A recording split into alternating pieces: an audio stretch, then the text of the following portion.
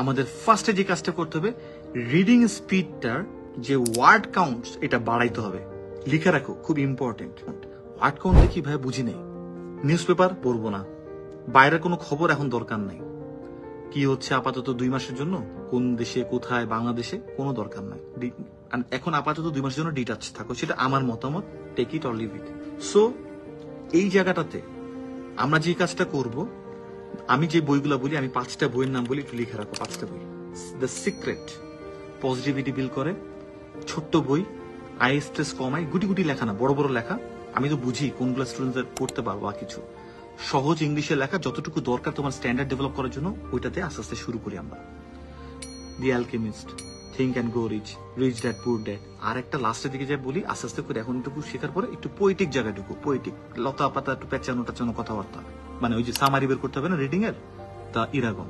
এইটার ব্যাপারটা কি করবো ভাই, আমরা বইটা নিব, বইটা নিয়ে পড়বো, পুরো লাইন পড়বো, যে একটা ওয়ার্ড পারি নাই ওয়ার্ডের নিচে একটা আন্ডারলাইন করে দাও, গো অন, পড়বো। আবার একটা ওয়ার্ড পারিনি, এমন কোন ওয়ার্ড যদি একটা সেন্টেন্সও থাকে যে পারিনি, একটা ডান দিয়ে দেবো, বাট আমরা বাকিগুলো আন্ডারস্ট্যান্ডিং এর সাথে একটা পেজ পড়লাম। এবার ঘড়ির দিকে তাকাবো, এই পেজটা পড়তে প্রথমে দেখবো এই পেজের ভিতরে কতগুলো শব্দ আছে। এগুলো হচ্ছে গিয়ে ব্যাপার, ক্যামব্রিজ বই সলভ করা ব্যাপার না, যেটা ব্যাপার সেটাই বলতেছি, ইম্পর্টেন্ট। অ্যাকসেপ্ট ইট, প্রথমে মাইন্ডসেট দিয়ে অ্যাকসেপ্ট করতে হবে, ভাই কষ্ট করতে রাজি আছে, একটু কষ্ট করতে হবে, একটু কষ্ট ছাড়া হবে না। এবং এটা শুধুমাত্র আইএসের জন্য, নেক্সট মাস্টার্স করবা, দেশের বাইরে কাজ করবা, অনেক বড় বড় কিছু হবে ইনশাল্লাহ, প্রত্যেকটার জন্য কাজে লাগবে। এর জন্য গল্পের বই তো আমি পড়াতে চাই, অভ্যাস করাতে চাই, এটা একটা উসিলা হয়ে গেল আর কি। সো আমি ভাইয়া এখন এই পেজটা পড়লাম, এখানে 200টা ওয়ার্ড ছিল, ধরো 200টা ওয়ার্ড পড়তে পুরো বুঝতে আমার 5 মিনিট সময় লেগেছে। That's your speed.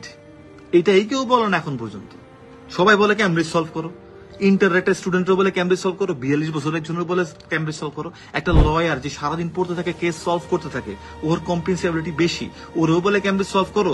English medium থেকে যে আসছে তারও বলে ক্যামব্রিজ সলভ করো। আর যে বাংলা মিডিয়াম থেকে অনার্স করা শেষ, এখনো সারাদিন ইংলিশে 2টা কথাও বলে নাই, তারও বলে ক্যামব্রিজ সলভ করো। হবে ভাইয়া, পুরো বলো, তোমাদের কাছে কি মনে হয় লজিক্যাল? একটু মাথা ঠান্ডা করে চিন্তা করলে কিন্তু সবকিছুর অ্যান্সার গুলো পাওয়া যায়। সো আমাদের রাইট ডিরেকশনে আগাইতে হবে। ডিরেকশনটা ডানে বামে হয়ে গেল না, কষ্ট অনেক করবো, লাভ কিছুই হবে না তো ভাই। সো আমরা দেখলাম 4 মিনিট। আমি যেটা বলি সবাইকে, এভরি ডে, ইন্টার স্টুডেন্ট হও, এইচএসসির হও, মেডিকেলের হও, আর যেখানের হও, এভরি ডে, চাকরি থাকুক, সংসার থাকুক, বাচ্চা থাকুক, যাই থাকুক, দেশের বাইরে যাবো না, এভরি ডে 2 আওয়ার্স পড়তে হবে। এতে কোনো ভুল নাই, কোনো মিস নাই, কিছু নাই। কি কি চেঞ্জ হবে আমি বলি তোমারে, লিখে রাখো, একেবারে লিখে রাখো।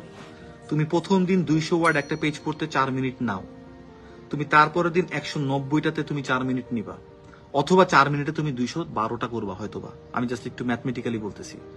তারপরের দিন তোমার একটা পেজ পড়তে হয়তোবা 3 মিনিট 40 সেকেন্ড লাগবে।